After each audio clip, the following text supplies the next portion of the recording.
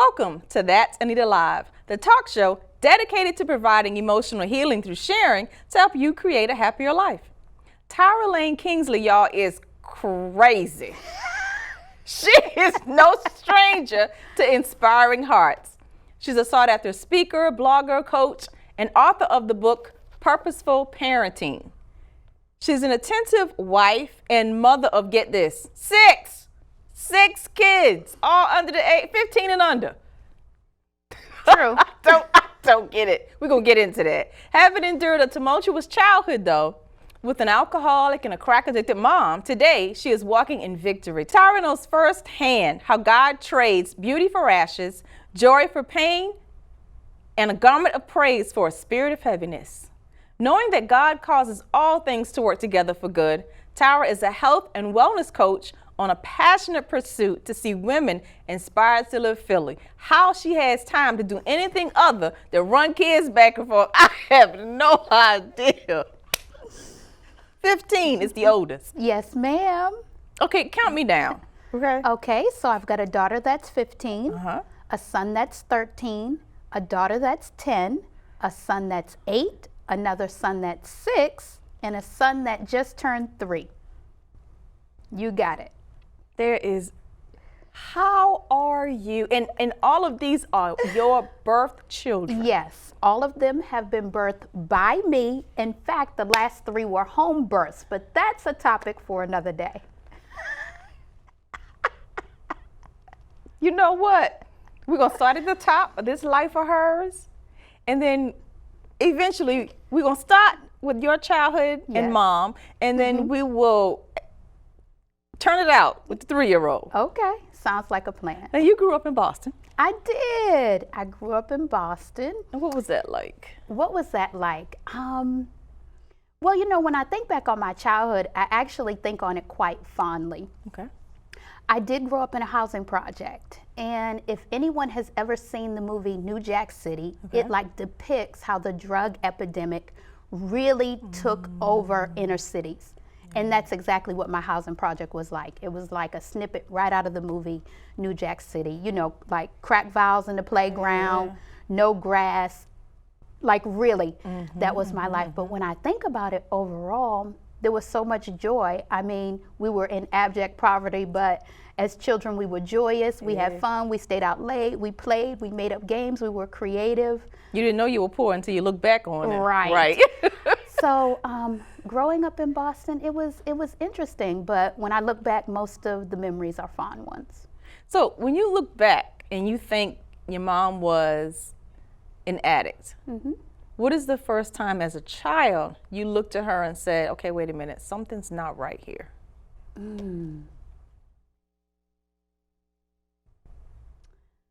Probably one of the first times that I actually saw my mother and some of her cousins actually doing drugs. Okay. So I witnessed that with my own eyes. Okay.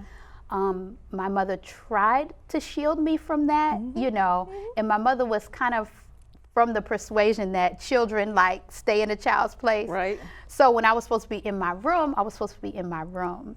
But there was a time when I came out of my room when I was not supposed to. And I walked upon this scene and I knew something wasn't right. But it wasn't just my mother. Again, it was the community that we lived in. Okay. And so I was somewhat familiar with drugs. Of course, in school, you know, that was the beginning of the whole kind of like drug campaigns and teaching children to stay away from drugs. And so I knew that something was amiss. So your mom was very protective of you, and she thought you were tucked away in your room, being, because children were meant to be seen and not heard. But she thought that you were tucked away in your room, and you saw she and her cousins. What did you think at that time, as a child?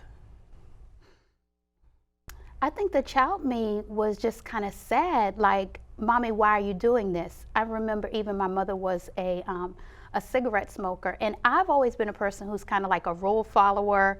I always kind of err toward the side of doing the right thing. Okay. So even with the smoking cigarettes, like, Mommy, how could you do that? You know, your lungs are turning black. And she said, Girl, I'm fine, leave me alone. mind your little business. But I had a sweet mama. My mama was sweet, and my mama loved me. So I was kind of sad, like, Mommy, why would you want to do this to yourself? I don't know that I expressed that to her at that time, but just a little bit of sadness that she was doing this to herself. I don't think that I was even really concerned about me, because me and a lot of my friends, we took care of ourselves. You know what I mean? The kids just kind of did what they did. We fed ourselves. We were out late. We just did what we wanted to do.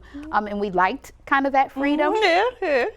But I was more concerned about why would she do this to herself.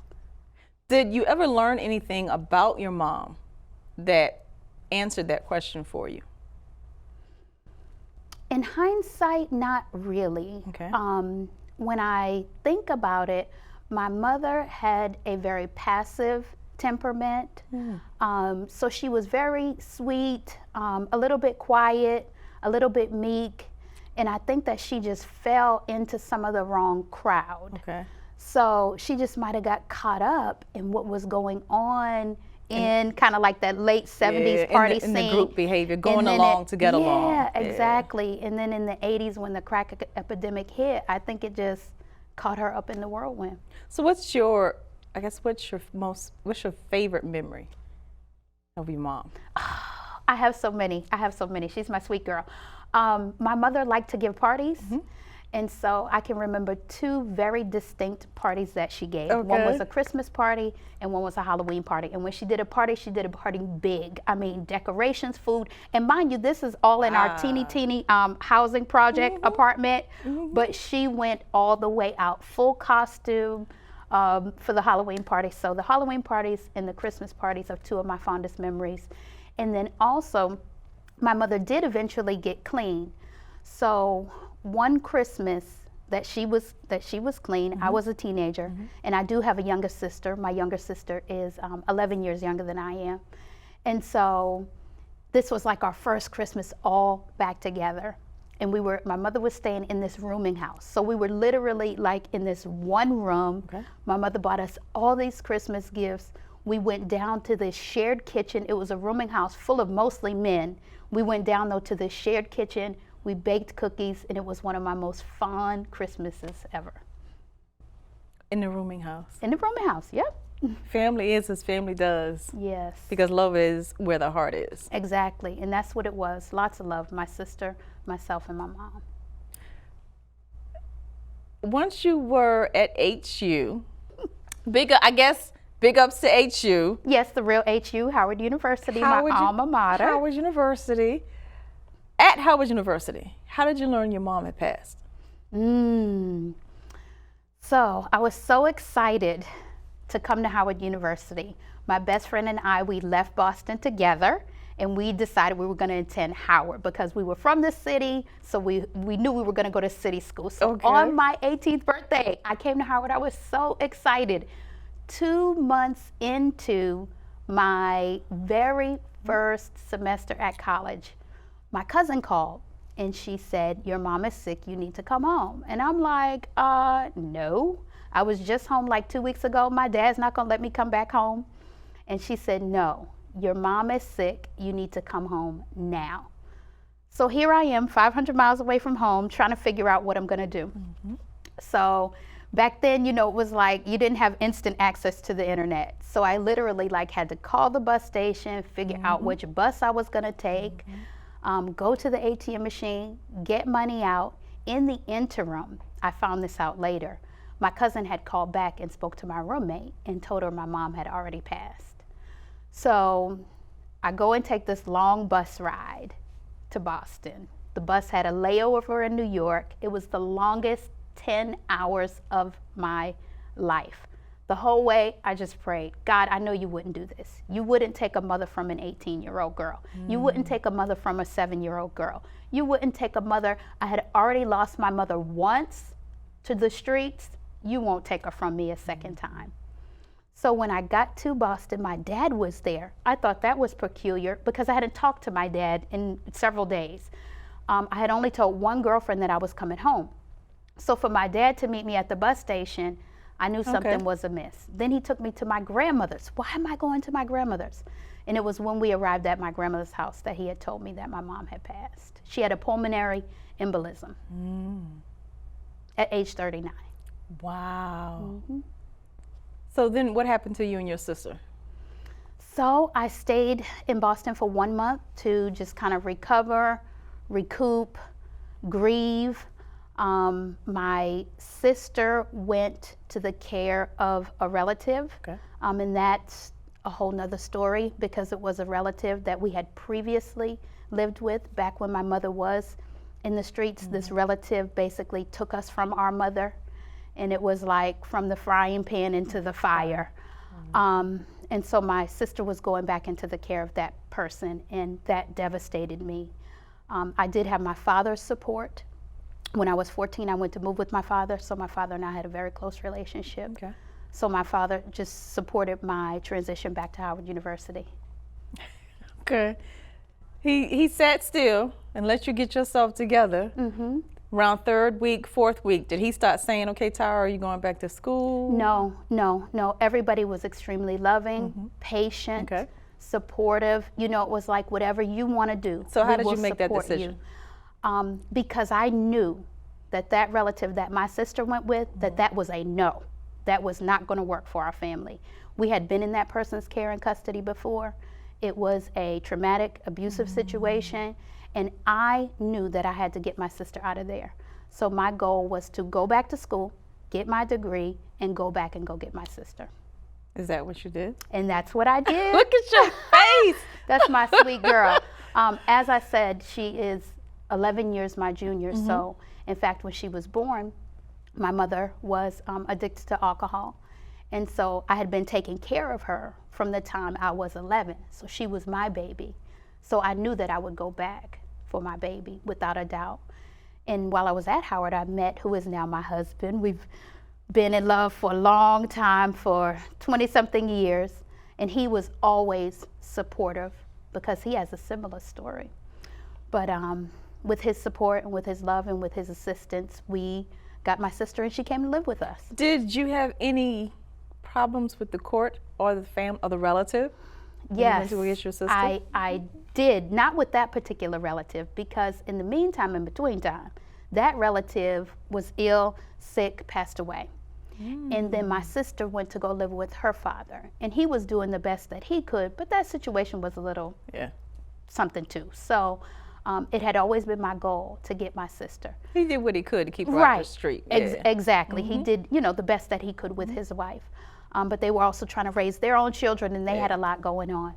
So the day after I bought my house, the day after I went to closing, I got in my car and I drove that 500 miles.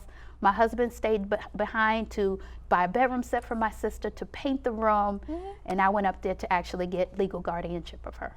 At what age? You were like 20? She was 14 and I was 27 maybe. So you went back to Howard after being out a month, caught up everything, and didn't miss a beat. I wouldn't say that I didn't miss a beat, right? Because that might lend people to believe that we just automatically get over trauma, and I had had a year's worth. So it was a process. It was an emotional process. It was a trying process. So when you got back to Howard, break that down for me. What do you mean by process? Okay. So when I got back to Howard, I was very angry. Okay. I was mean. I was hurt. I was rebellious. So I was already a teenager, right? I was only 18. But then to have this losing your mother, like, what do you do with that? So I partied. I made a lot of foolish decisions. So it was a trying time. It was a trying time. But we did it. It took me 6 years to get out of there. Toward the end, the funding was running out, and I had to take like one class at a time in order to finish and in order to be able to pay for it. Okay. But after 6.5 years, I was able to complete it. Now this boo of yours. Because you light up every time you even talk about this when boo. When I start talking about Mr. Kingsland, yes, I will blush. Okay. Because he's still my boyfriend after all these years. So how'd you meet him? I met him on the campus of Howard University, shortly after my mother died, in fact.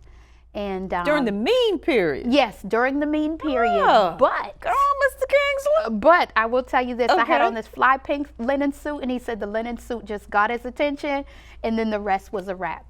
But we were friends, just friends. You know, we hang out in large groups. He was the perfect gentleman, Okay. and we were friends before, for 3 years before we even began dating. Okay. And with that, we'll be right back to hear more about Tyra's coaching, but also growing up with an addicted parent, does that affect her parenting? And if so, how does she cope?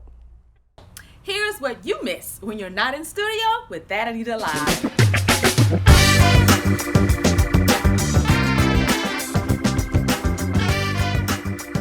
But back then when you said you was English, she said, oh, this said, bring me a third chair. Last stop on the bus to the first stop on the bus, right? And then you get on the 7 train, last stop on the 7 train to the first stop on the 7 train, 42nd Street, then you transfer into the 1. Do you want it? Yes. But then I nick it up there. Okay, 1 second. How hard is it to deliver food? Please tell a man to just leave the food at the front there. Because, you know, I'm at the end of my toilet paper roll. And so I can talk to multi-generations, you know? I can. I think it was when I talked to his wife. Wow. Yes. I don't even mention this in the book. No, you didn't. Please spill the tea. You know. You did that. Come on. I love to have you in my audience.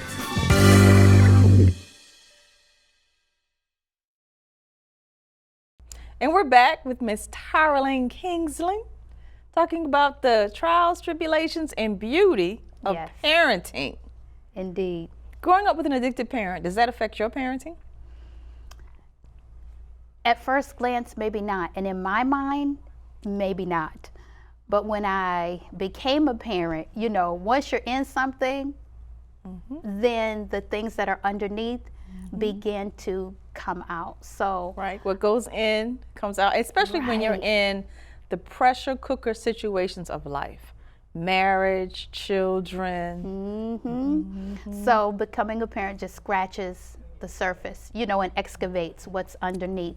So I don't even know that it was so much as having an addicted parent as just a lot of my childhood was traumatic, not just my situations with my mother, but with the relative that I lived with, bounced house to house, you know, a lot of just brokenness. Okay.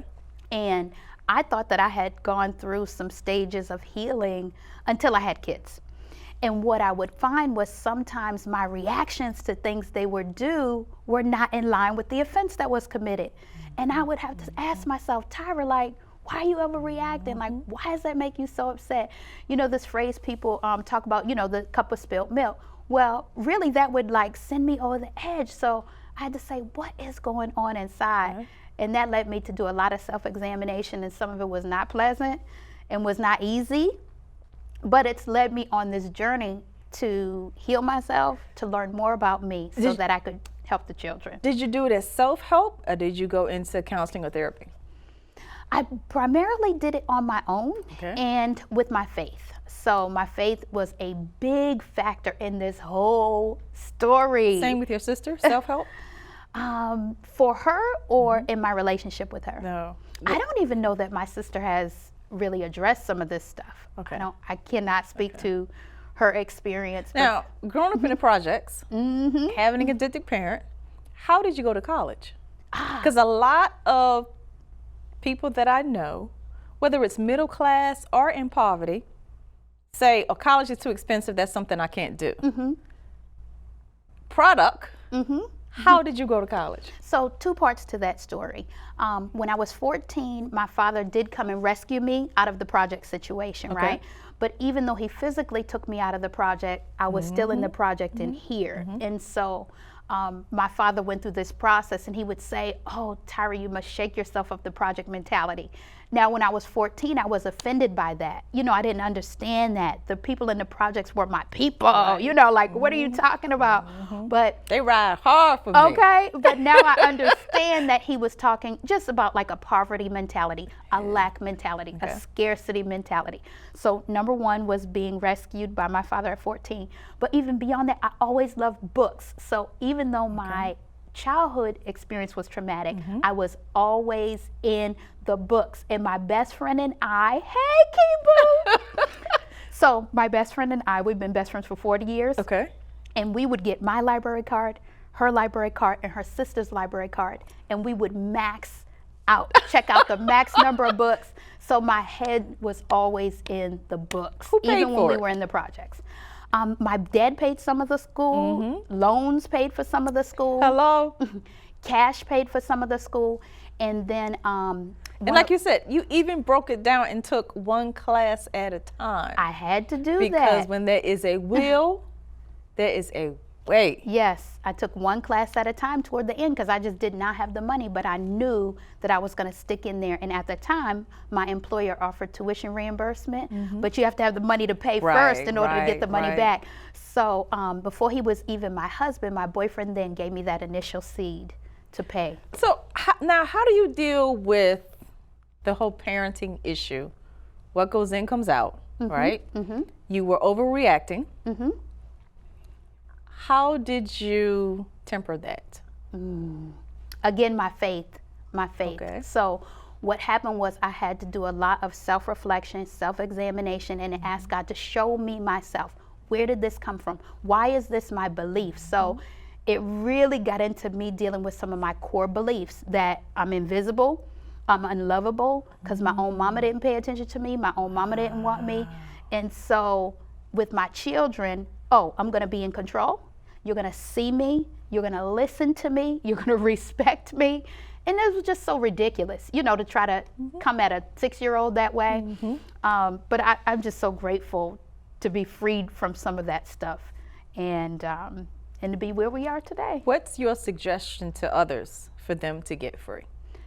It begins with self-examination and quiet. We are all so overstimulated. People are on social media, they're on TV, even using food to distract from their internal voice. People have to get quiet. They need to turn their plate down, stop eating, okay? To put the plate down, that's distracting you.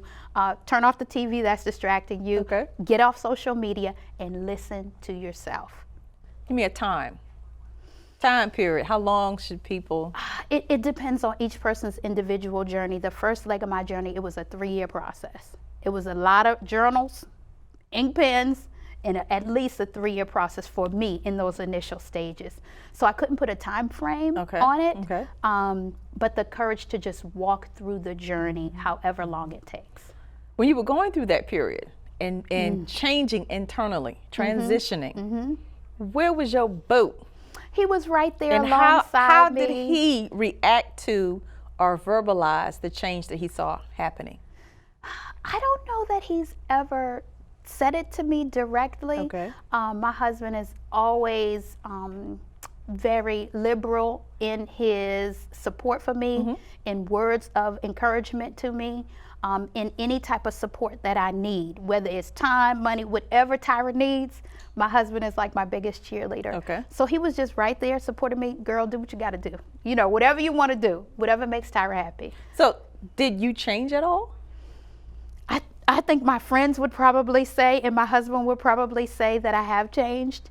My children, I think they've seen a pretty consistent pattern. By the time they came along. Over the time. I think my children think, mommy's cool, mommy's understanding. So if I was to talk to your best friend, the friend from that time period at Howard, where you were dealing with the grieving and making some unhealthy choices, to now.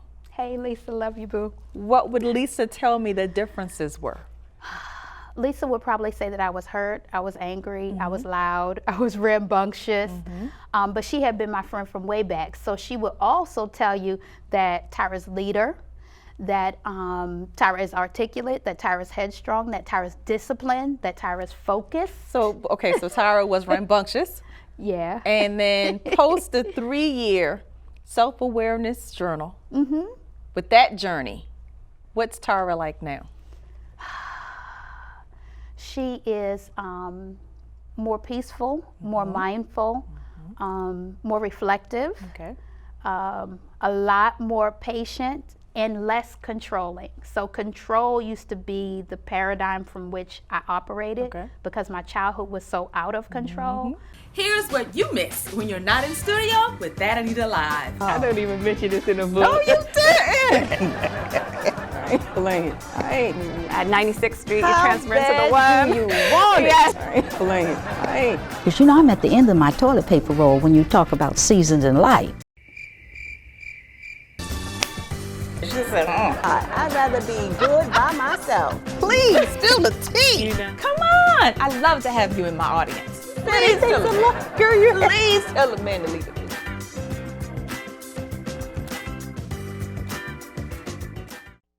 I will say this, for us to not begrudge parts of our story and pieces of our experience. Sit right there. Okay. I would say for us to not begrudge nor try to shy away from pieces of our experience. Those parts of our experience make us who we are and add to the beauty and the fiber of who we are as people. So my childhood, its highs, its lows, all comprise the person that I am today. And don't begrudge that. So I'm grateful for those experiences, and I want people to embrace, to not shy away from them. How do you handle, do people shame you, or how do you handle situations when people try and shame you for having more than 2 kids? When I maybe had 3, it might have bothered me a little bit, but that third one is now 10, so I'm so over that. I love my tribe. Very often I hear this phrase, and it's usually used in a negative way. Boy, you got your hands full. And it comes with a bit of a negative connotation. And so I just turn it to them and I say, you're exactly right. I've got my hands full of love.